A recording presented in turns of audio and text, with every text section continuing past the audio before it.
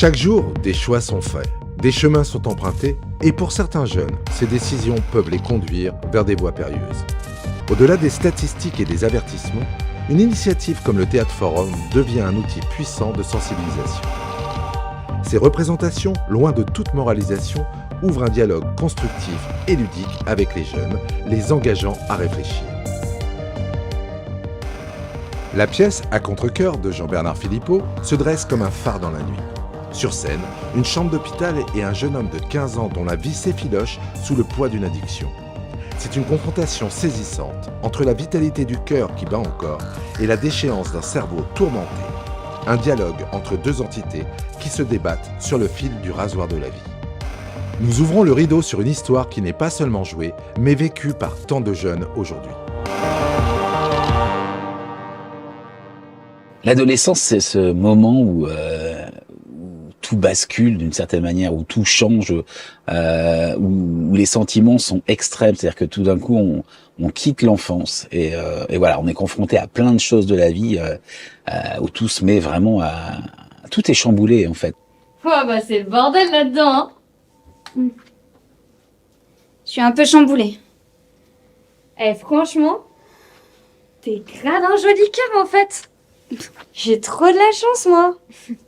Regardez, tous les buts en championnat. Oh là là, regarde. T'es prête? Et c'est un moment où on se pose aussi beaucoup de questions. Qu'est-ce qu'il faut faire? Comment le faire? Voilà, donc c'est vraiment des moments incroyables de sensibilité. T'as vraiment pris la pire des décisions. T'aurais fait quoi à ma place? Mais je te l'ai déjà dit. Parler à quelqu'un. À qui? À un médecin? À un assistant social?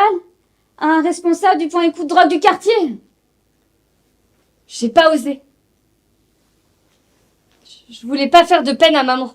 Et donc j'ai choisi le cœur et le cerveau pour raconter l'histoire de ce jeune garçon de 15 ans qui est en souffrance, parce que je trouvais que ces deux ces deux organes vitaux étaient les plus représentatifs pour moi de ce qui se passe à l'intérieur de nous quand on est adolescent. C'est-à-dire que par exemple la raison suit pas toujours le cœur et le cœur n'a pas toujours raison non plus. Et malgré toutes les conneries que j'ai faites, est-ce que tu m'aimes? Elle est con ta question. Je suis ton cœur. J'aime plein de choses chez toi. J'ai ri, vibré, adoré. Tu m'as ému à plein de reprises. Tu m'as secoué aussi. Mais on a toujours fait qu'un. Enfin non, pas toujours. Ça fait 2 ans que t'en fais qu'à ta tête. Tous ces questionnements, toutes ces remises en cause, toutes ces rencontres de sentiments font que on sait pas trop où on va en fait. Et donc effectivement, il y a une vraie dualité de mon point de vue entre le cerveau et le cœur. Et moi, j'ai choisi pour parler de cet enfant de 15 ans, de cet ado de 15 ans, voilà, de prendre ces deux organes et ça donne des choses assez incroyables. Et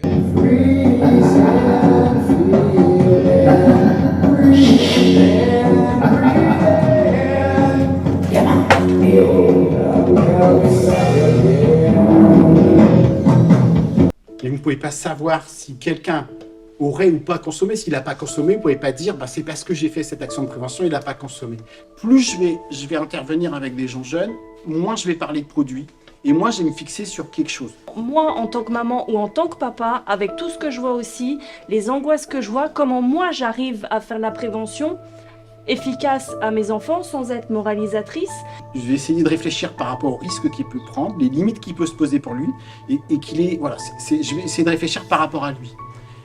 La question de prendre des risques quand on est au collège, elle existe depuis très longtemps. Et donc c'est ça le principe du Théâtre Forum, c'est forum, hein, ça veut bien dire ce que ça veut dire, c'est-à-dire que c'est un espace de rencontre, d'échange, et c'est quelque chose d'assez intéressant, surtout quand on parle de conduites addictives ou de harcèlement, ce qui est le cas dans cette pièce. Enfin, si je te parle, c'est bien que je suis vivant. T'es complètement déconnecté. Enfin, tout ça, là, le fait qu'on discute, c'est quand même pas le fruit de mon imagination. Bah si. Il paraît que c'est normal, en fin de vie, d'avoir des réflexions plein la tête. C'est la conscience qui parle. Je te laisse cogiter là-dessus, mais fais vite, parce qu'ils t'ont débranché. De plus en plus, les jeunes sont confrontés justement au produit, la tentation pour le produit, comme on expliquait, le rite de passage, tester les limites. Donc je pense que c'est important aux jeunes de leur expliquer ce que c'est que le produit et que pas avoir le discours de leur dire c'est pas bien, mais si tu veux fumer une taf, tu vas pouvoir le faire, mais tu sauras ce que ça engendre. Et tu pourras savoir quelles sont les aides et qui peut t'aider. Pourquoi t'as accepté ce qu'ils t'ont proposé? Je sais pas. Prendre une taf, ça faisait plus grand. Mais t'en as pas pris qu'une. T'as fumé le joint en entier. C'était pas mauvais. Et puis du coup, il me faisait plus la gueule ceux d'à côté. Faut pas me pâturer de trash. Je suis pas dans le sensationnel. Je peux vous en donner plein, mais ça sert à rien. Je vais juste me faire plaisir à moi. Je vais me faire mousser. Je suis pas en train de faire un stand-up. Moi, je suis juste en train de faire mon métier. Comme à chaque fois que j'écris, de toute manière, l'idée c'est de rencontrer des spécialistes des thèmes évoqués.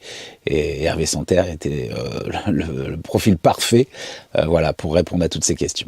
Avec Hervé Santerre, on s'est rencontrés à de très nombreuses reprises et on a longuement discuté autour des thèmes des conduites addictives et du harcèlement, puisque c'est son métier, ça fait 30 ans qu'il aborde ces questions. Il a été responsable du point écoute drogue de Soissons, il est psychologue, voilà, il va un petit peu partout justement à la rencontre des gens sur ces thèmes. Et donc tout naturellement, je l'ai interrogé, je lui ai posé plein de questions, je lui ai proposé un texte, des situations qu'il a pu amender à la marge, voilà, me donner des conseils, j'ai réécrit. C'est cette putain de cam qui m'a mis dans cet état. Je t'ai prévenu plein de fois, tu m'as jamais écouté. On n'écoute pas toujours son cœur. Mais on m'a mis la pression aussi. Si je vendais pas cette cam aux jeunes de la cité, on me tuait. Et ça change quoi? T'es en train de mourir parce que justement tu voulais pas mourir. Et puis on a testé, après on a testé, et on continue d'ailleurs, et ça se passe merveilleusement bien, l'accueil est excellent. C'est de plus en plus difficile de sensibiliser les jeunes sur ces thématiques, et même sur pas mal de thématiques. Il faut faire preuve d'originalité, il faut faire preuve de communication, de stratégie pour les amener de plus en plus vers la prévention, mais parce que je pense que c'est quelque chose qui peut leur faire peur, ça les anime, ça les questionne, parfois ça peut les déranger, par rapport à l'histoire familiale, par rapport aux représentations qu'ils peuvent en avoir. Moi, j'ai été très touchée par la pièce, notamment avec ce jeu où les deux actrices, le cœur et le cerveau, justement. Je trouve que c'est une approche très intéressante, pas moralisatrice, et les jeunes peuvent s'identifier à ce genre de discours duel. Ensemble, à travers des initiatives comme cette pièce, nous pouvons ouvrir des portes vers la compréhension, la compassion et ultimement la guérison.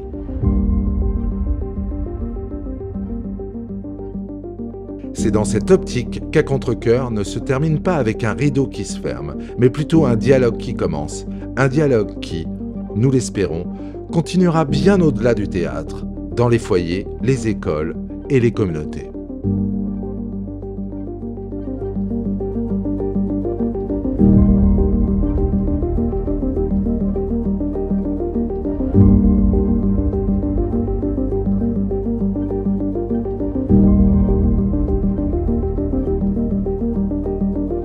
Thank you.